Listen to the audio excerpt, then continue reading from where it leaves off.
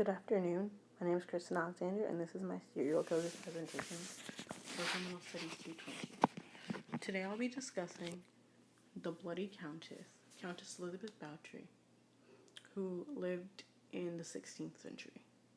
Therefore, there might be a couple gaps as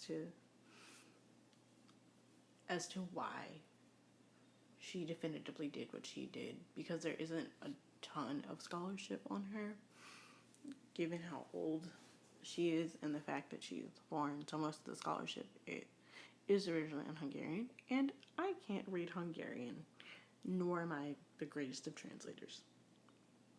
So Countess Bàthory was born in 1560 in what is now modern-day Transylvania to some pretty noble parents. They were from the same larger family line on different sides, and there was definitely some inbreeding, which probably contributed to some of her mental health issues and just general problems later on in life. As a child, Elizabeth insisted that she learn all the things that men studied, so she subverted traditional gender roles by learning fencing, horsemanship, several languages, as well as Slovak, which she didn't need to learn how to speak, but her servant spoke. At the age of 11, her parents got her engaged to Count Francis Nasati of a neighboring province, and the same year, she moved away from the family home to live with him and his family in their home until she came of age, and they were just in charge of watching over her. So at the age of 16, Elizabeth and Francis, who was 20 at the time, so it was about a 5-year age gap, married in a Lutheran ceremony, although Elizabeth's family was not Lutheran.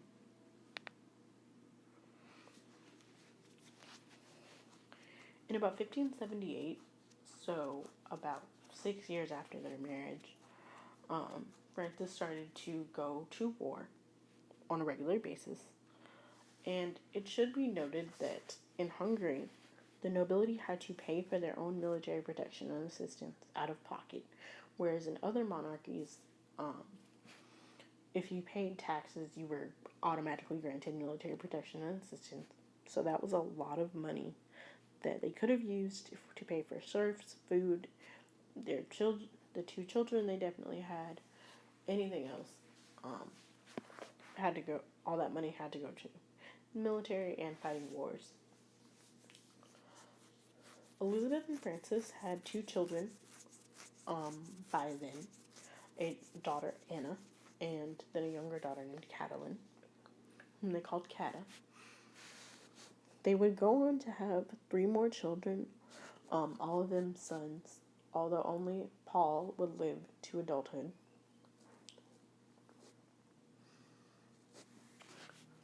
As I said before, Francis left Elizabeth and their children home alone basically every year after 1578 to go to war.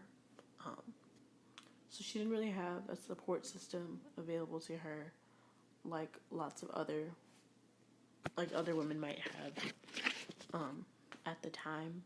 She had a couple of trusted advisors who were effectively family, as well as some actual family members around to assist her with the running of her household and overseeing the serfs.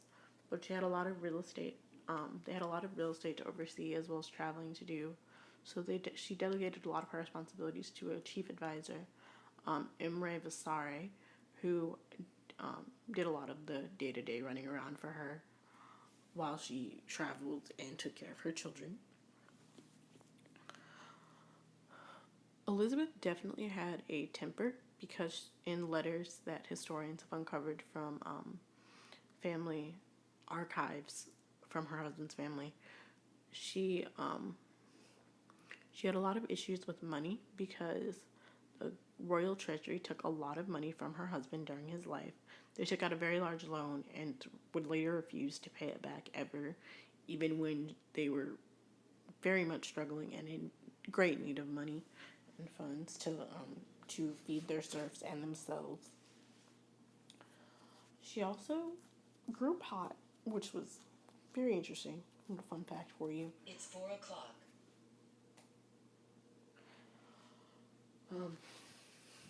As I said, they pinched pennies, and so they were also going through a lot of political turmoil at the time. So there was a very big problem with inflation, where the mint would take lesser valued money and then melt it, sell it for higher value currency, and then melt a higher value currency down to make more money, so on and so forth. So Elizabeth and her counterparts were all very broke in terms of actual currency, though they did have a lot of real estate. And that was a very big stressor on her, on top of all the deaths of her children, which probably did drive some of her issues with depression and schizophrenia later in life. In 1601, that's when her issues started. She met a friend named Anna Darvulia, who would become one of her attendants, and Anna moved into their family's home. And that's when the townspeople started noticing that young women were getting tortured and going missing, which they blamed on Anna. But Francis put those rumors to rest and, got the townspeople to basically leave them alone for the rest of his life. Although he passed away in 1604 of an unidentified illness, unfortunately. So Elizabeth was a widow after 30 years of marriage, and so that was a very big stressor for her.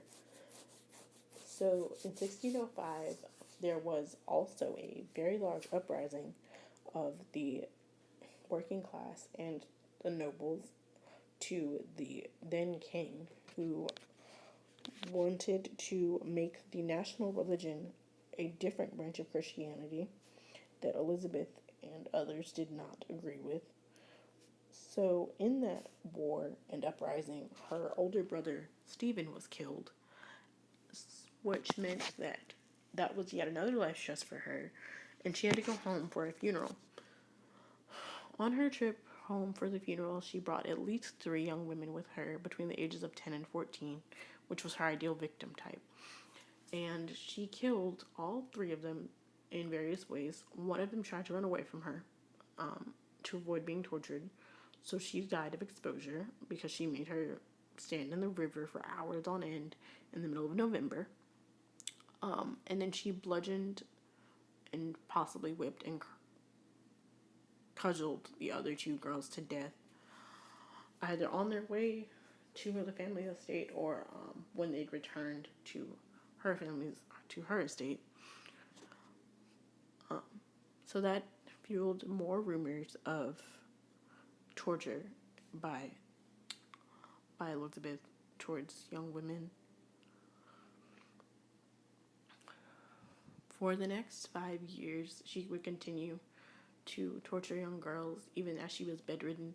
So her posse of 5 women, Dorota, Anna, Ilona, Catalin, and then a young boy named, not 5 women, 4 women and a young boy named Fixco, would bring her victims to her bedchamber where she would drink their blood, bite their faces, bludgeon them, cudgel them, whip them, any manner of torture. It was brought to her instantaneously. She, in 1610, her own family and her caretaker, supervisor cousin, who was then the Prime Minister of Transylvania, was ordered by the king to look into her activities and search her home because of so many rumors of missing young ladies.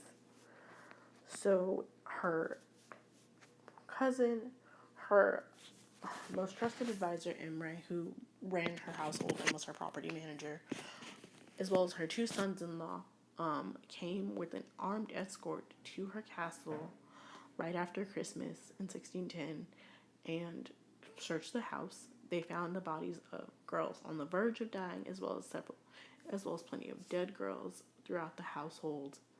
And 30 witnesses could attest to Elizabeth's torturous tendencies and were more than happy to see her be arrested, as well as her attendants. As such, her attendants were all arrested, and she was not arrested because the prime minister and some of her other family went to bat for her to not be arrested, but instead confined, although the prime minister had plenty to gain from her being arrested and executed. In the At the beginning of the next year, 4 of her attendants were put on trial. Anna was not made to stand trial because she died before it could begin. The attendants all admitted that Anna had taught them how to torture, but they, as a group, had kidnapped and tortured at least 80 young women for Elizabeth. Although the number was found to be a lot more, when a servant girl found her personal diary, which had a list of victims totaling over 650 girls. So the remaining attendants were executed that same year, and Elizabeth was sentenced to solitary confinement from 1610 until about 1615, when she died at the age of 54 in complete isolation. She never saw another living soul, just received food through a slot in a door.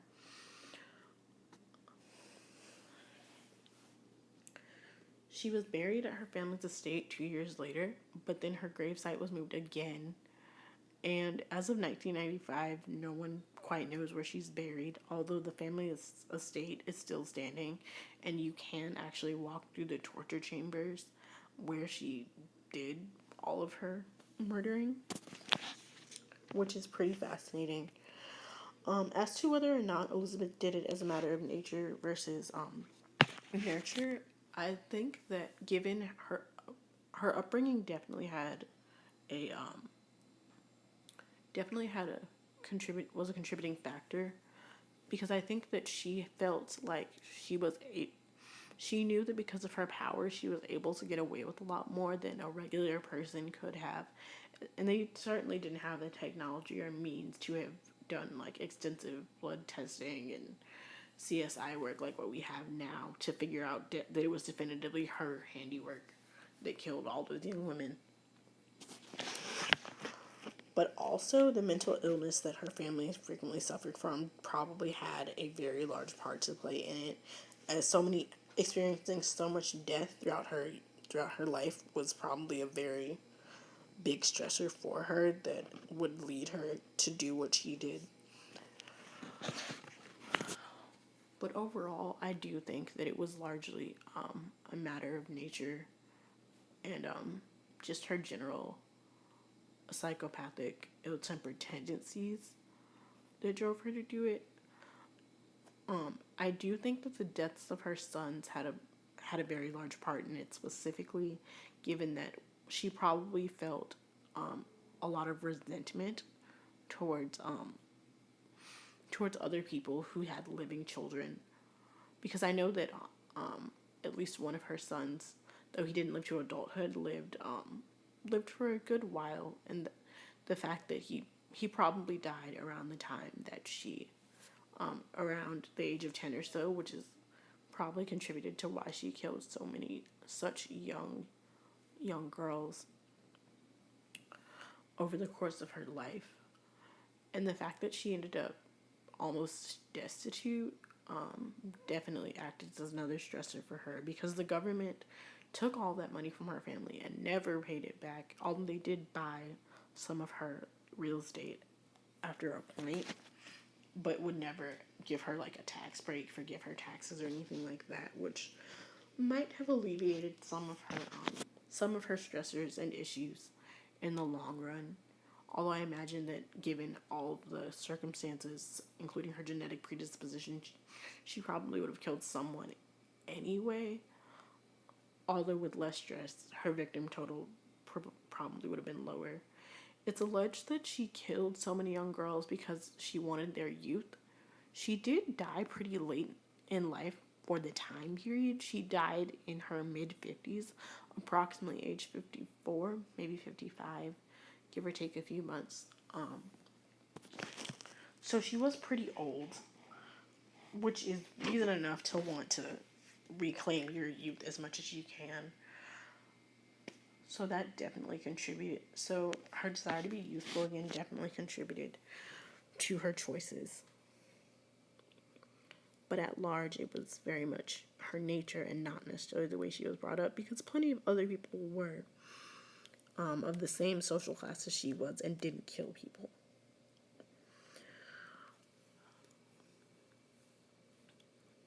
Thank you so much for listening. My sources will be attached to the PowerPoint that will accompany this video. Thank you so much and have a great day.